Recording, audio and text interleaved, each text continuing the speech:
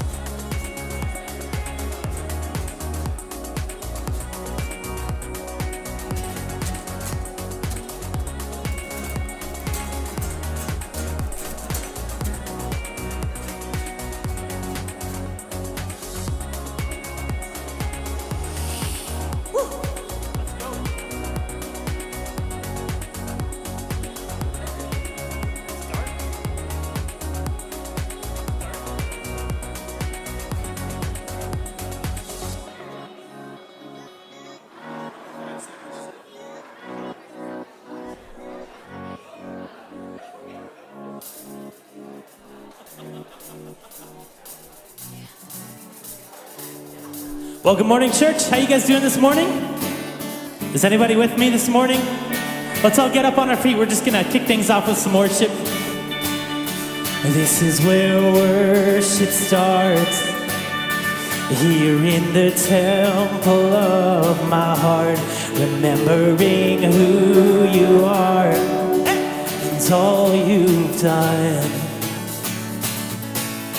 This is your majesty. All I have tasted and I've seen, remembering who you are. And once again, sing it out. I see the Lord. I see the Lord forever glorified, exalted and lifted high. And all of the kingdom, it cries, you are the Lord, seated upon the throne, the God who is 3 in 1, the Father, the Spirit, the Son. You are the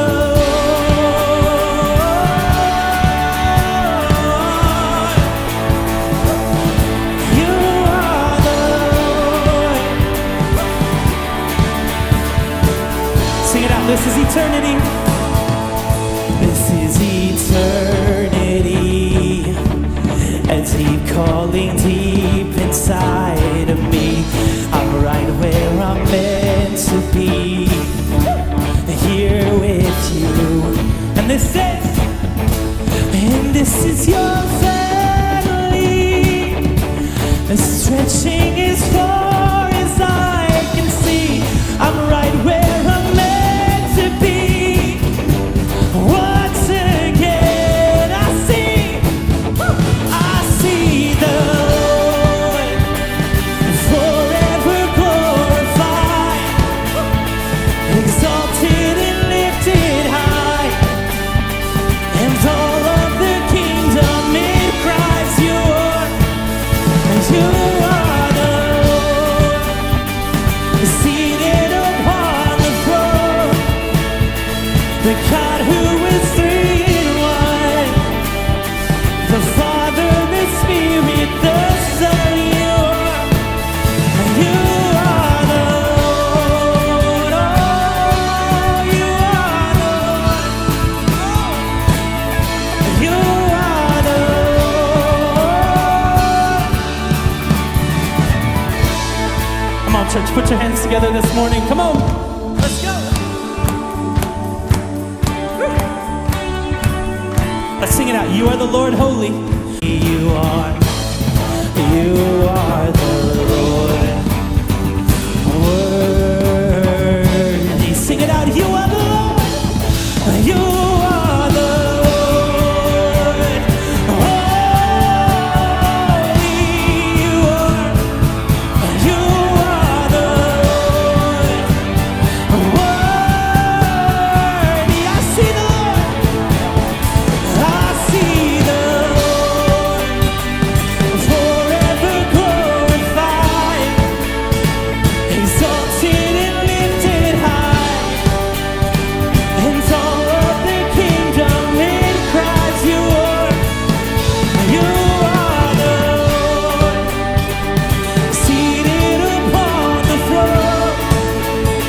the God who is three in one, the Father, the Spirit, the Son. You are the Lord. Oh, yes, you are. You are Lord. Come on, church.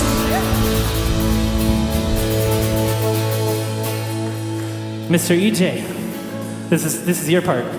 You guys can take a seat.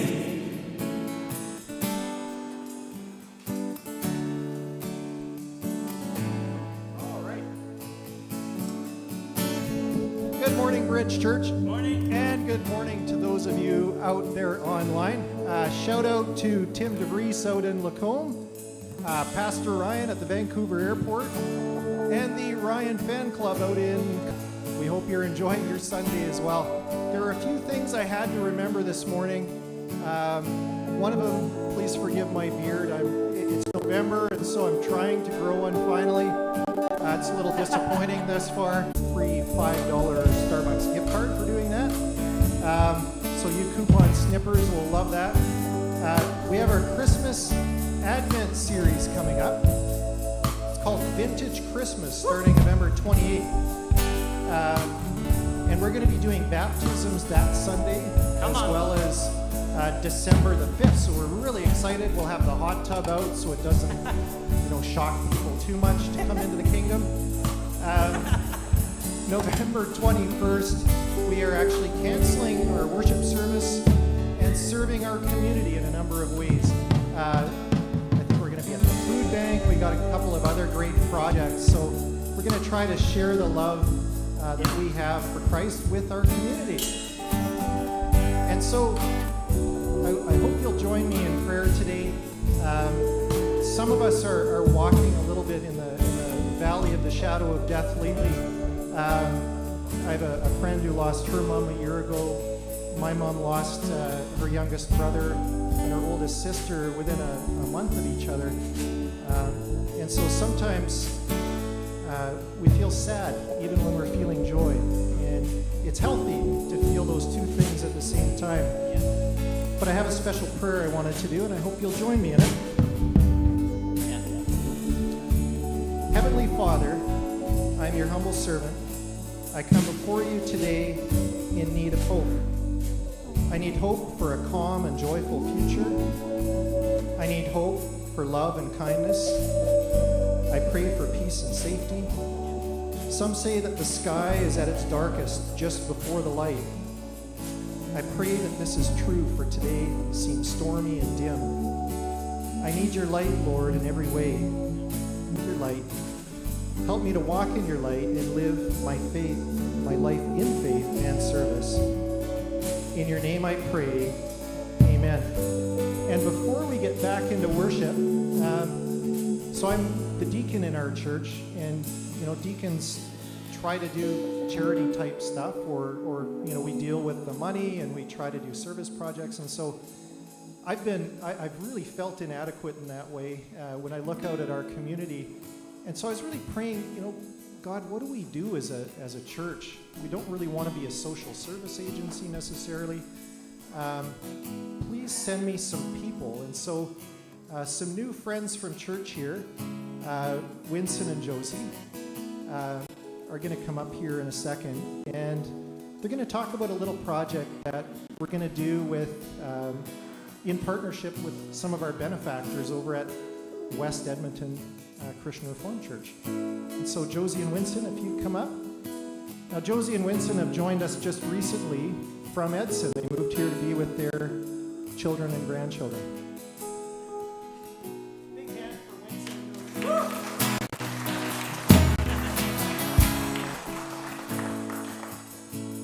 Well, thank you, EJ.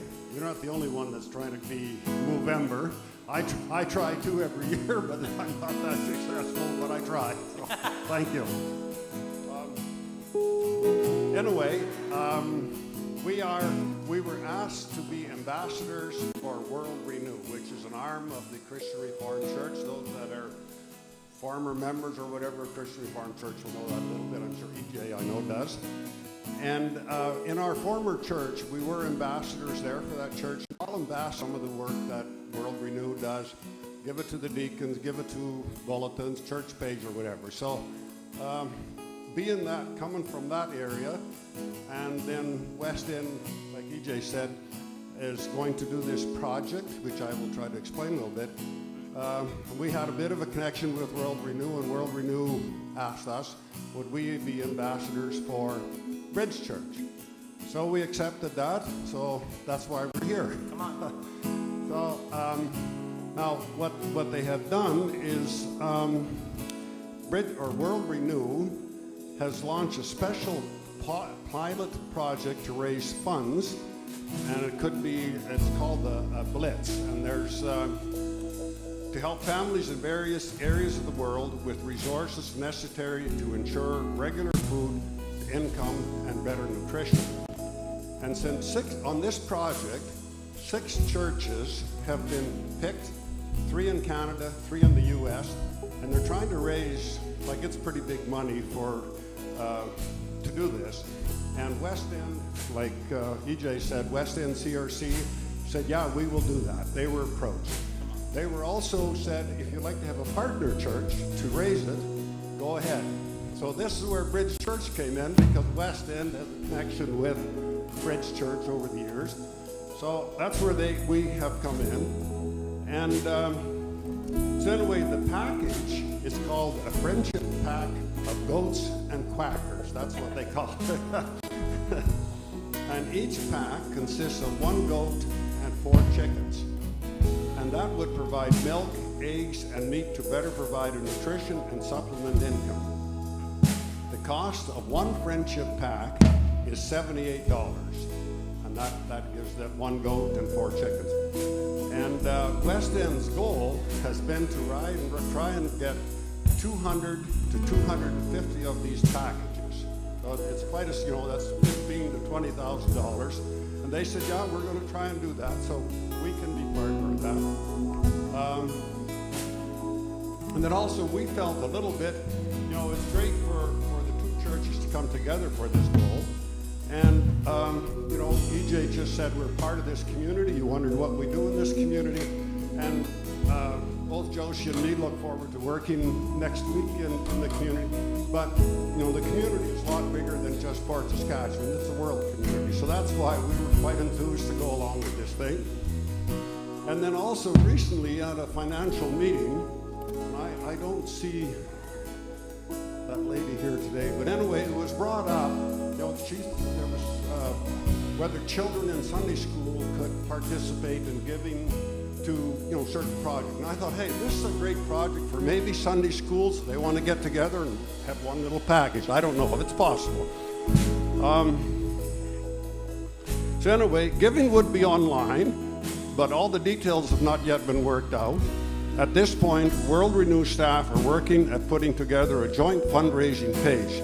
And when this has been done, we will pass the information along to EJ, and then I'm not very techy, but maybe you can put it on the church page or whatever it is, okay? So watch for that. Joshi and me sincerely hope and pray that together the 2 churches can meet their goal, and we ask you to prayerfully consider support this important work. And time is a little limited, but both of us are very happy to talk to anyone about this project or the work of World Renew if you have any questions. So, this is one project, but World Renew does a whole lot of other things, and we've been involved in some of those projects, so there's just great experience for us and great way of helping. So, thank you, EJ. And I also want to thank the board for getting behind on this project. It wasn't just I approached. From our personal experiences, our grandchildren, every Christmas, we donate or we purchase something for them. Sometimes it's been just in Bangladesh where they are for schools. Sometimes it's a bicycle so that they can get to school. Sometimes it's a sewing machine so that the little cottage industry can flourish. So it's just so I don't know, it's just so heartwarming to be able to help somebody to become more self-sufficient, to be able to get a decent income, and to provide for their children. And that, you know, the children have the resources also to go to school. And World Renew is involved in many, many, many different areas other than just food. It's also in mental health. It's in women's ministries, women's health. And if you get a chance, that you can go to their website, you'll be able to see. We had hoped to have shown a short video today, but apparently that wasn't able to be done. So, you know, if you get a chance, it's a project and an organization very dear to our hearts, and I would love to share anything that I know with you. So don't hesitate to reach out. Thank you, EJ. You're welcome. Okay, thanks everybody. So I'll have more about World Renew. We're not really committed to any more projects, but one of the things you'll learn about the church that we're affiliated with is that it is a missionary church and has been for many, many, many years. So more about that later. Let's worship. Well, church, let's get up on our feet. We're just going to continue to sing some songs together. Found in your name. Found in your name, the power to save. With only a whisper, mountains shake. Jesus, our hope and strength. You made a way. You made a way. You unlock these chains. Here in your presence, strongholds break. Freed by the love you gave. We give you the highest praise. As we give you the highest praise. You deserve it all. You deserve it all. We give you the highest praise. You deserve it all. You deserve it all. We give you the highest praise. You deserve it all. You deserve it all. We give you the highest praise. You deserve it all. You deserve it all.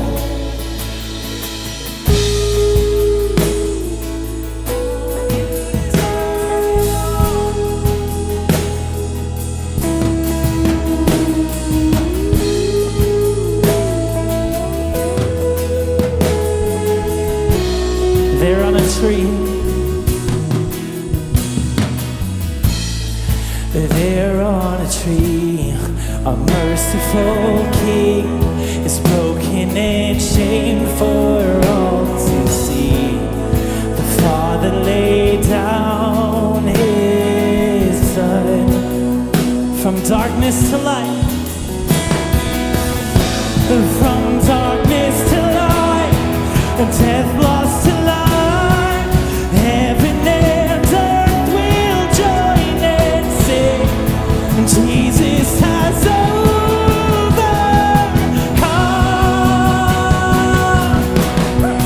We give you the highest praise. You deserve it all.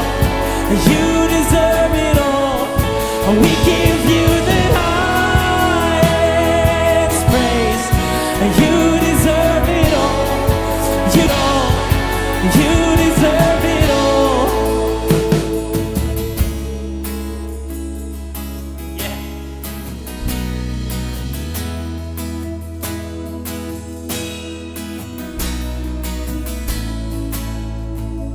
With every breath. With every breath that's in my lungs, my heart cries out to you belongs the glory. Through every loss or victory, my soul will rise to only bring you glory. Through every loss, every loss or victory, my soul will rise to only bring you glory. Come on, church, with every breath, with every breath that's in my lungs, my heart cries out to you belongs the glory.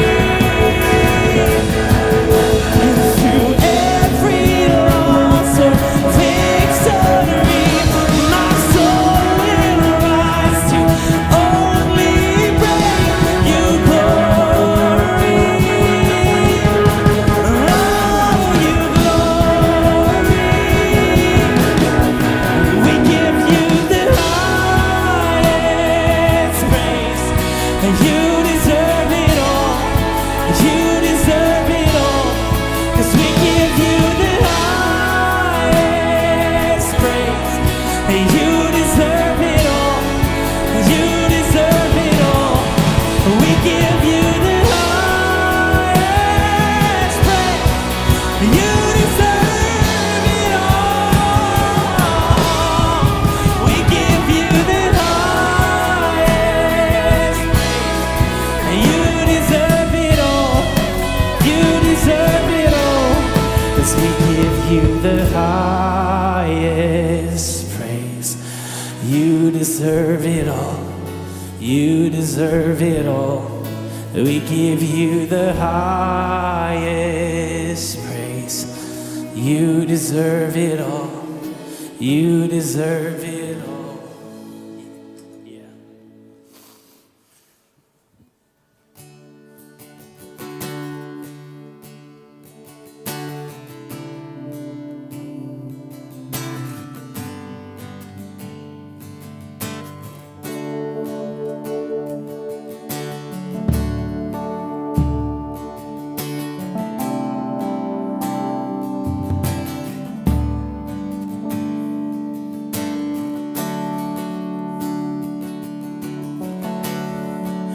And who can melt the hardest heart and speak life into my soul? And who can spin the world around and hold me ever? And who can search the depths of me and love me to the core? And who controls the world I see and walks me through it all? Sing it out. No one. And no one but you.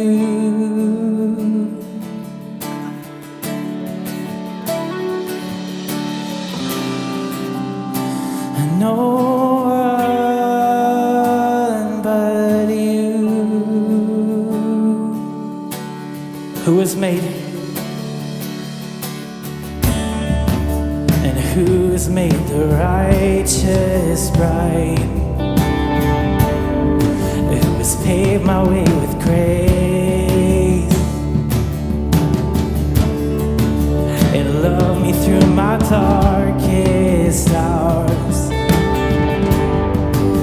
1,000 different ways. No one, and no one but you. Oh, no one. Oh, yeah.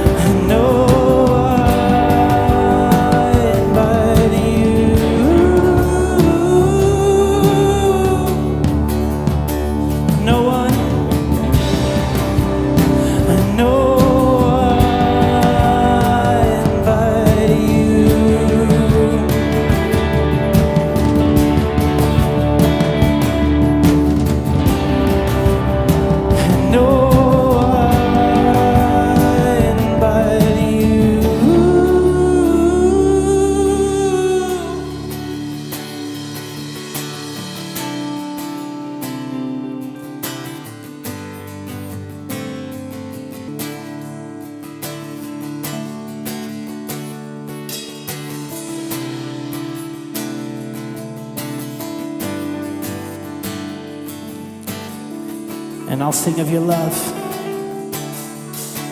And I'll sing of your love. I can't get enough. I just want you. The Lord of my soul, the King of my heart, Jesus, it's you. Come on, lift up your voices to him, church. I'll sing, and I'll sing of your love. I can't get enough. I just want you. The Lord of my soul, the King of my heart, Jesus, it's you. And I'll sing of your love. I can't get enough. I just want you.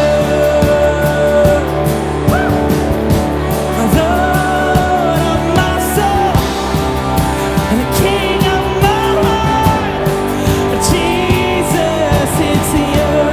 I'll sing, and I'll sing of your love. I can't get enough. I just want you. The Lord of my soul, the King of my heart, Jesus, it's you.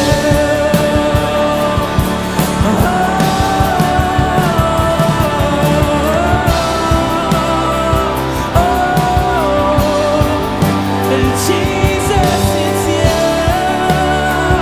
Oh, you're the King of my heart. Oh, but you.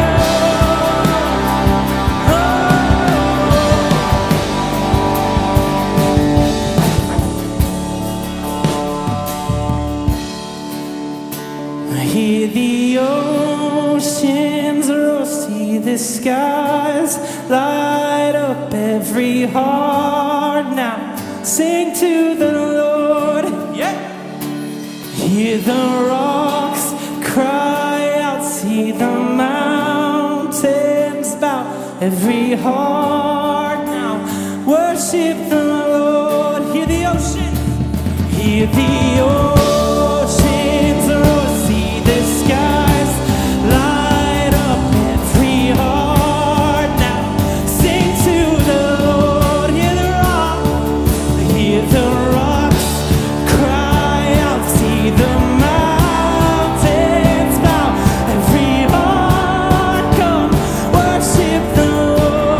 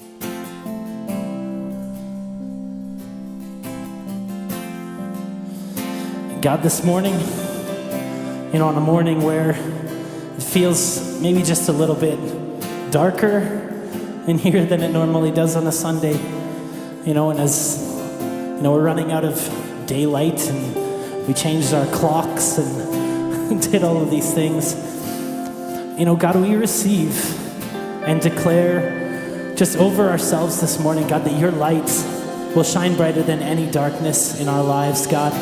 As we're talking about ForTheFort, we declare this morning that your light will shine brighter than any darkness in Fort Saskatchewan, God, and that you will just extend your light just outside of this place, God. And we open up our hearts just as we continue to worship and as we sing about just building our lives on the firm foundation that you are, God. Yeah, just that we would receive that, just that calling from you this morning. We would receive that healing from you, God. We would receive your light. Because God, where your light is, there can be no darkness. We're just so thankful. Sing worthy. Worthy of every song we could ever sing. Yep. Worthy of all the praise we could ever bring. Worthy of every breath we could ever breathe. We live for you. Jesus the name. And Jesus the name above every other name. Jesus the only one who could ever save. Worthy of every breath we could ever breathe. We live for you. Come on, every voice, sing it out. Holy and holy, there is no one like you. There is none beside you.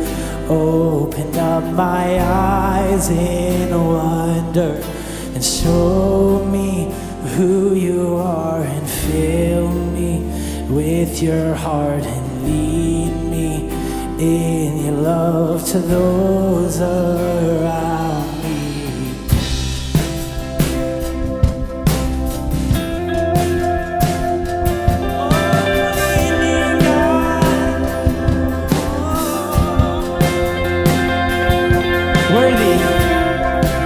Worthy of every song we could ever sing. Worthy of all the praise we could ever bring. Above every other name. And Jesus the only one who could ever save. Worthy of every breath we could ever breathe. We live for you. We live for you. Holy and holy. There is no one like you. There is none beside you.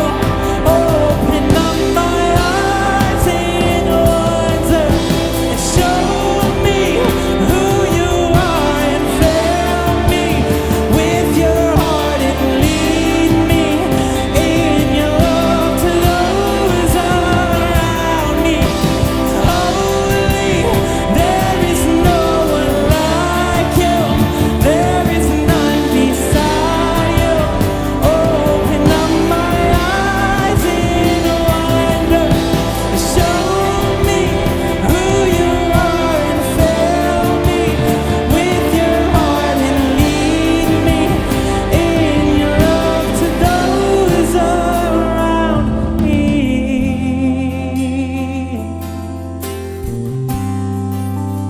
Oh, to those around me. Won't you stretch me, God? Lead me, God. Oh, I will build. Sing it out. I will build. And I will build my life upon your love. It is a firm foundation, and I will trust in you. And I will not be. I will build, oh, I will build my life upon your love. It is a firm foundation, and I will put my trust in you alone. And I will not see that holy and holy. There is no one like you. There is none beside you. Open up my eyes in wonder. Show me who you are and fill me with your heart and lead me in your love to those around me. And holy, there is no one like you. There is none beside you. Open up my eyes in wonder. Show me who you are and fill me with your heart and lead me in your love to those around me. And God, we make that our prayer this morning, just as we're, in For the Fort. God, that you would just lead us in your love to those around us. God, that you would reveal to us in each moment how we can be, better neighbors to our city. God, how we can just do what this song is saying. That, God, we can just be vessels to you, God. We know that there's needy people in this city, God, and we know that you're wanting to do something here, God, and we want to be a part of that, and we're just so thankful. And everybody said, amen. Let's give God some praise this morning. Yeah? Woo. Awesome. Well, there's no Ryan here, but I'm going to ask one of his silly questions anyways. Why don't you just take a minute, turn to your neighbor. I've heard a lot of people are starting to set up Christmas and have Christmas set up already. We don't, because there's no real trees anywhere. But why don't you just take a minute, say hi to your neighbor, and talk about what you're doing for Christmas decorations? Yeah, that's the thing.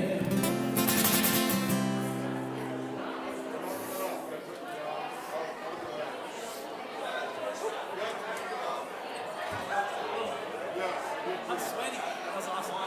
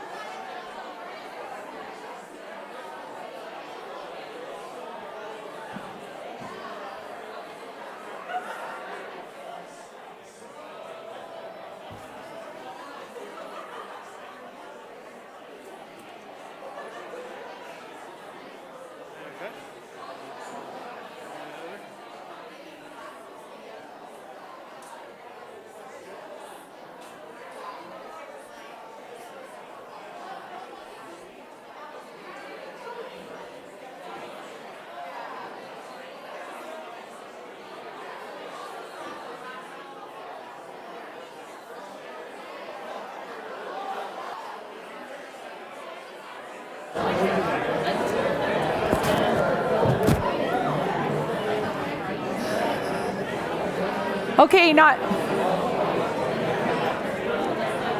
I on? Okay, not to break up the good conversations we're having, but quickly, we have a video. So Ryan, before he left to go with Jessica on a little holiday, he interviewed Al. And Al is Fort Saskatchewan's best volunteer. So we've got a little video for you first of Pastor Ryan interviewing Al. Well, good morning, Bridge Church.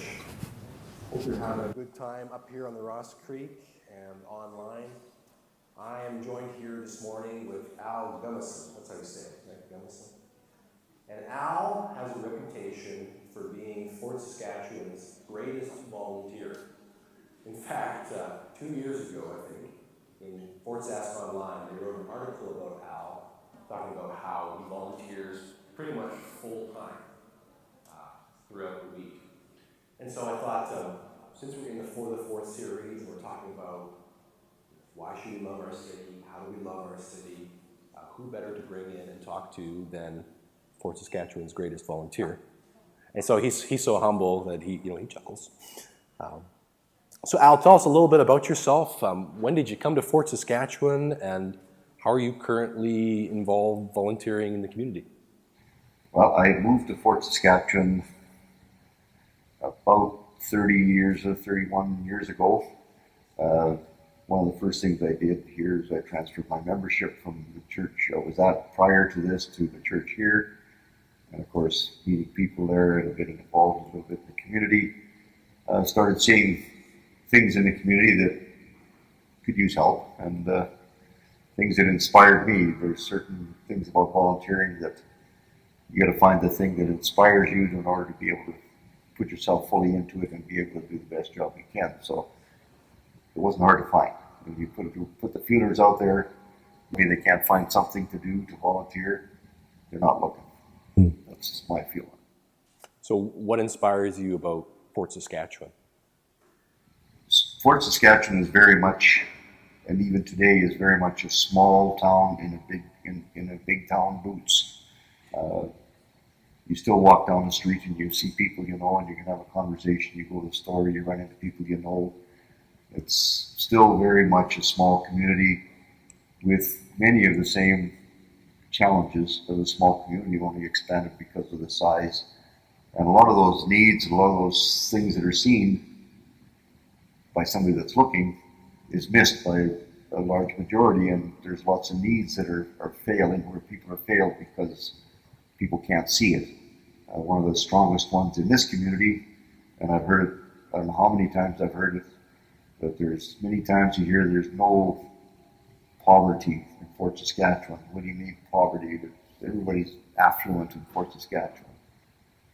Well, that is a very big misnomer, and it's too bad that people can't see it, because there are a lot of people that are struggling pretty hard to make ends meet, and I think it's part of society's job to try and help them make it. If they can't at least stay above water, they can at least, they can maybe work their way further up. But every one of us at one point in life need a hand up, and I think all of us that are capable or able should be lending that hand up. So what organizations over the years have you been part of? Okay, well, like I said, it started with scouting and then the church, and then I got involved with the Elks Club. And the Elks Club is all about helping kids and making sure they get some of their needs are met. One of their biggest focuses is trying to supply medical needs that aren't supplied by the government to kids that need help, specifically help. Not to anybody, but just the ones that need help. So that struck a chord with me, because I had been invited at that time to join all of the various service clubs in town. But that one was the one that struck a chord with me, and that's why I joined the Elks. From there, I got involved in different things, and annually, for many, many years, I've done the Canadian Heart and Stroke Fund.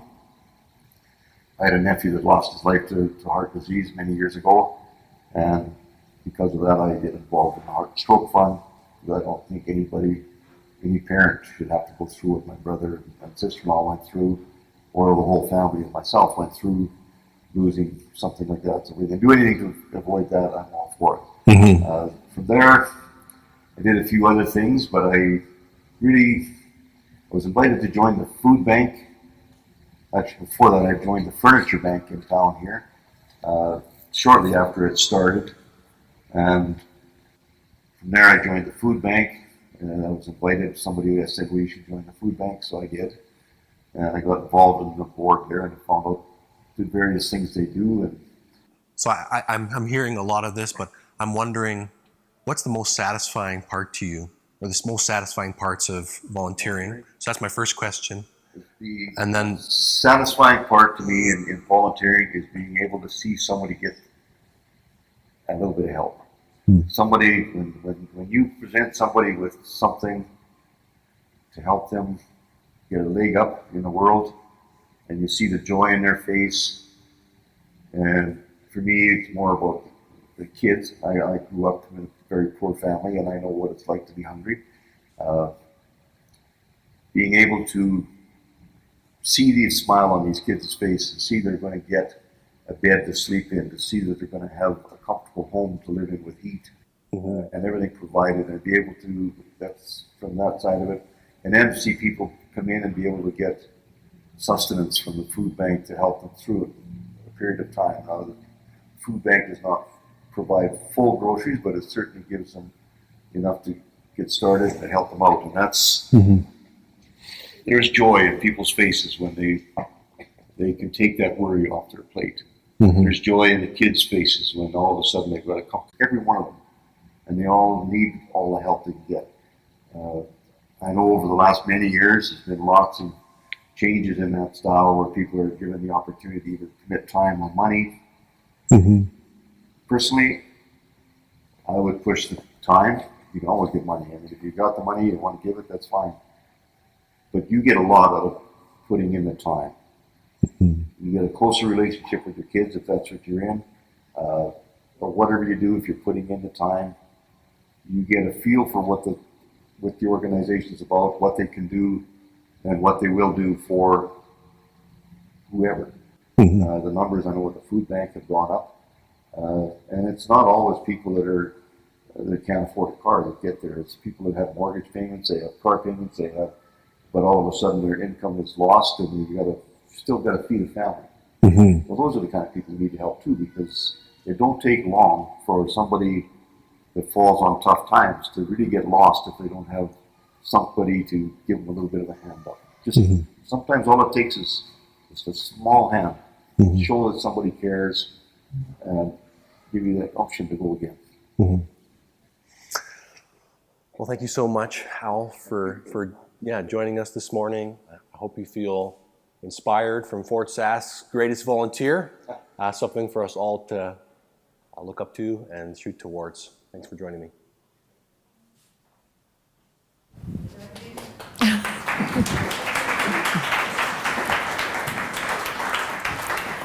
Well, this is exciting. My friend Christina told me to pretend that I'm excited instead of petrified, and it's the same thing. So I'm going to do that. So first of all, I'm so excited to be able to speak as a part of the For the Fort series, because the For the Fort series is so close to my heart. I love it. There's lots of reasons why I love it. One of the reasons I love it today is because I didn't have to worry about what I was going to wear today, which is also a shameless plug for you to purchase your For the Fort gear. So last week, Ryan talked about why we should love our city. That was his message last week. This week, I'm going to talk to you a little bit more about how we can love Fort Saskatchewan, and how sometimes that looks radically countercultural. So here's my question. Have you ever noticed that things are not going the way that you expected them to go? That things are not going the way that you think they should go? Or possibly they're not going the way it would go if I was doing such and such a thing. So in preparing for this message, I've been trying to pay attention and ponder and remember some of those moments in my life. Here's a few. A first and very easy one for me is becoming a parent. So, mind you, I was 21, so I didn't know what I was doing in any area. Well, I found out pretty quickly that that's not the way a baby works. And I'm going to tell you one thing too. So now my kids are all teenagers. Now, there is no checklist for teenagers, but they will be sure to inform you that you don't know what you're talking about ever. So there's another example. Another time in my life where I was surprised is when I was a kid. I was working for my first job and in retail. And the owner of this business that I was working for. Now, this owner was a big deal to me. This is somebody who I really looked up to and respected. This owner would come in to the office early, and she would clean. She would take out the garbage, she would do jobs for us that I thought she shouldn't be doing. Basically, what in my mind she should be doing, it was very different than what she was doing.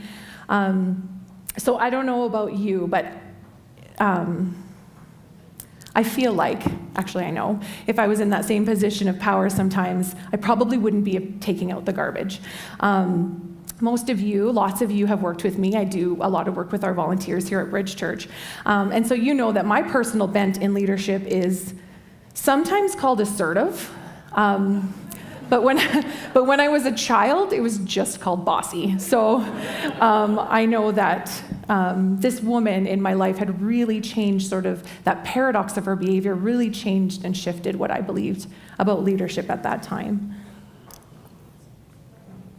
But in all seriousness, I'm sure we've all had that boss. You know, the one that shows up and everyone quickly rushes around and acts busy. The one who micromanages or criticizes you, who basically can use their power and influence to make you feel small and insignificant. So what is it about these types of people or these types of situations that draws this response from us, that can even stick with us? It can even have the power to change or shift our paradigms of the way we think they should go. So today, we're going to read one of my favorite scriptures. It's John 13, verses 1 to 17. And as I read, it'll be up on your screen, pay some close attention to Jesus' actions in this scripture, but also Peter's reactions. So let's read. It was just before the Passover feast. Jesus knew that his time had come. The time had come for him to leave the world and go to the Father. Having loved his own who were in the world, and he now showed them the full extent of his love. The evening meal was being served, and the devil had already prompted Judas Iscariot, son of Simon, to betray Jesus. Jesus knew that the Father had put all things under his power, and that he had come from God and was returning to God.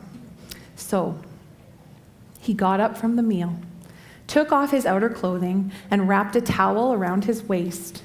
After that, he poured water into a basin and began to wash his disciples' feet, drying them with a towel that was wrapped around him. He came to Simon Peter, who said to him, "Lord, are you going to wash my feet?" Jesus replied, "You do not realize now what I am doing, but later you will understand." "No," said Peter, "you shall never wash my feet." Jesus answered, "Unless I wash you, you have no part in me." "Then, Lord," Simon Peter replied, "not just my feet, but my hands and my head as well." Jesus answered, "A person who has had a bath needs only to wash his feet. The whole body is clean, and you are clean, though not every one of you." For he knew who was going to betray him, and that was why he said not everyone was clean. When he had finished washing their feet, he put on his clothes and returned to his place. "Do you understand what I've done for you?" he asked them. "You call me teacher and Lord, and rightly so, for that is what I am. Now that I, your Lord and teacher, have washed your feet, you should also wash one another's feet. I have set you an example that you should do as I have done for you.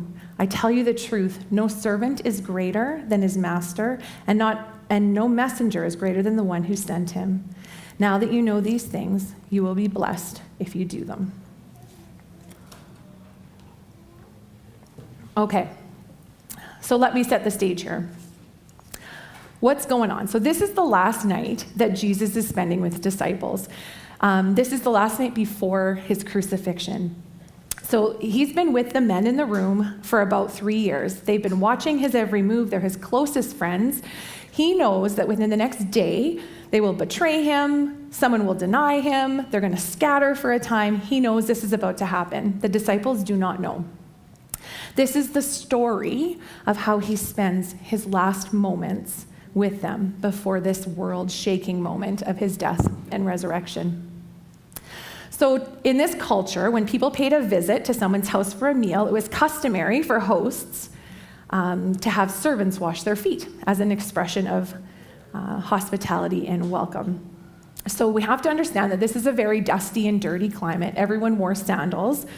I can imagine that sandaled feet would get pretty nasty and dirty. Now, I would compare it to, I don't know if you guys know, if you notice in the video Mitch walking around back and forth, but he's got no shoes on ever. So he walks around on this cement floor a lot of times with bare feet. So I would imagine it would be like Mitch's feet at the end of a day working here for his disciples. This is an obvious paradigm shifting moment for Peter.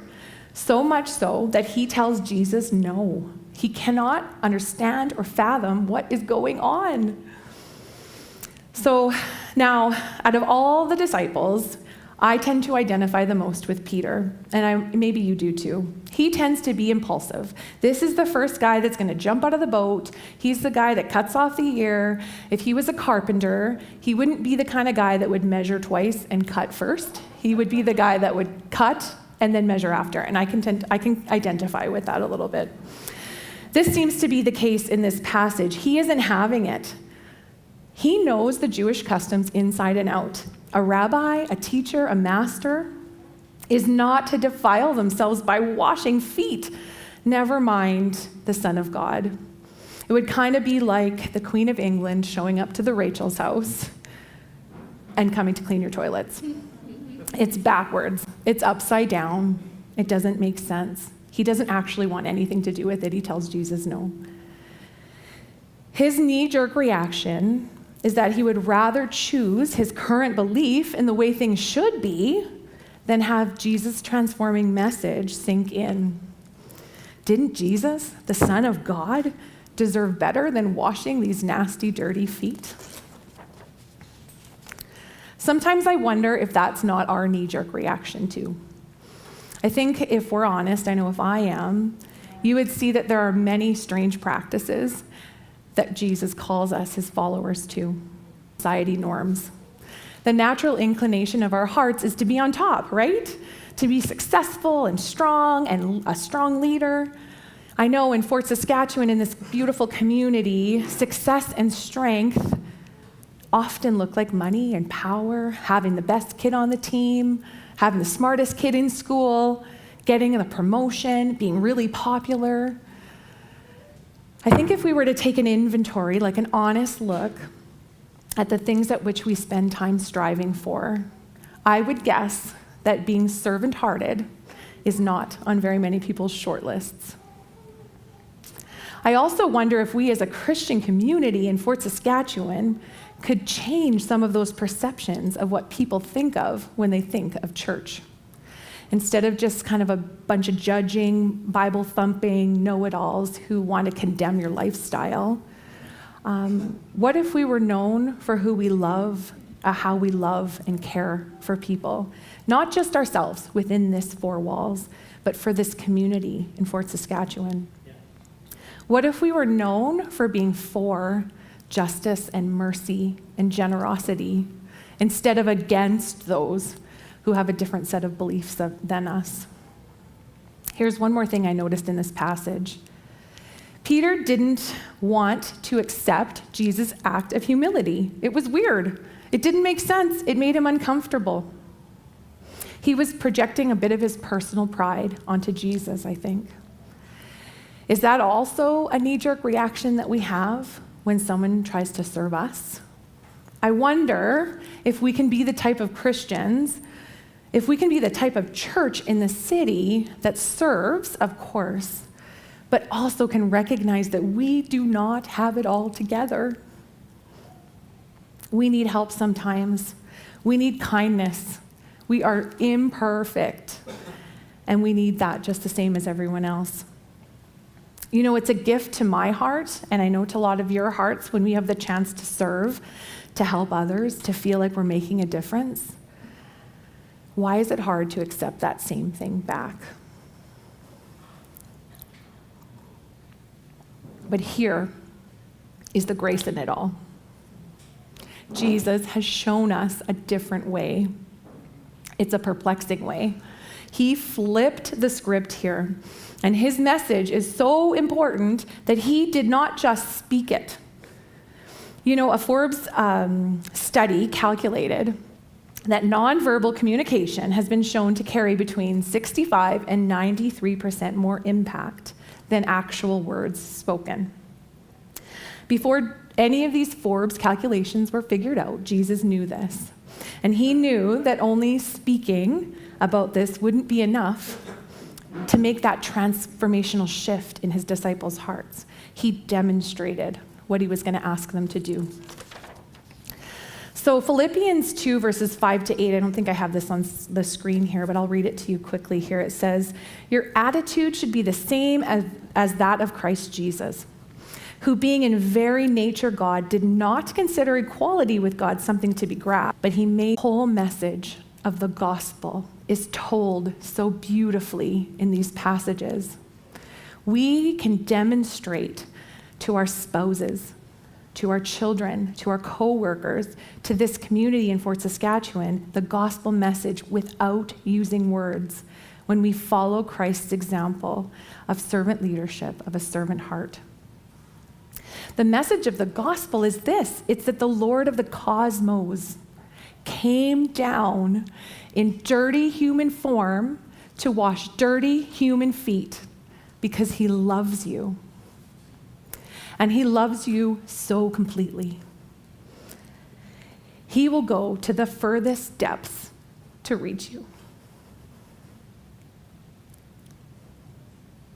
And now we have this great demonstration of servant-hearted love. He's left us with this demonstration. And we have the honor of carrying out that mission.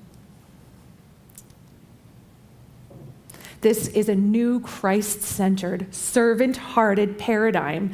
It's humble servant leadership. And we can display this unfathomable truth to those in our lives every day. And not just in words, but in deeds and in the state of our hearts. So now, how can we as Christ followers live this out in Fort Saskatchewan? Well, I want to encourage you, first of all. I have seen your humble and servant-hearted lives. Every day, I work with you as volunteers. I work with you as a team, and I get to see that gospel mission played out. I don't know if you guys know this, but there is a team that arrives really early on Sunday mornings, and they set these chairs up, and they sweat, and they work. And it's not always pretty in here on a Sunday morning, but they do their best. We've got tech guys that give their time, their money, their talent to just make sure that this is an inviting atmosphere for people. All you have to do is spend 5 minutes in that nursery, and you know that people are humbly serving. Because there's a lot of crying babies in there. So anyways, I'm just going to invite the band to come up now. And I'll take a quick sip of my water with my glass from my daughter. It says, Jesus is my influencer.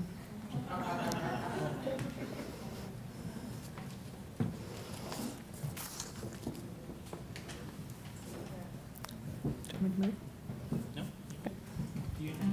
All right. I want you guys to know that I have personally been served so beautifully by you in my life. In your busy schedules, you made time to sit with me. You made time to bring me flowers and gifts and so many meals, which is good because I have so many kids to feed.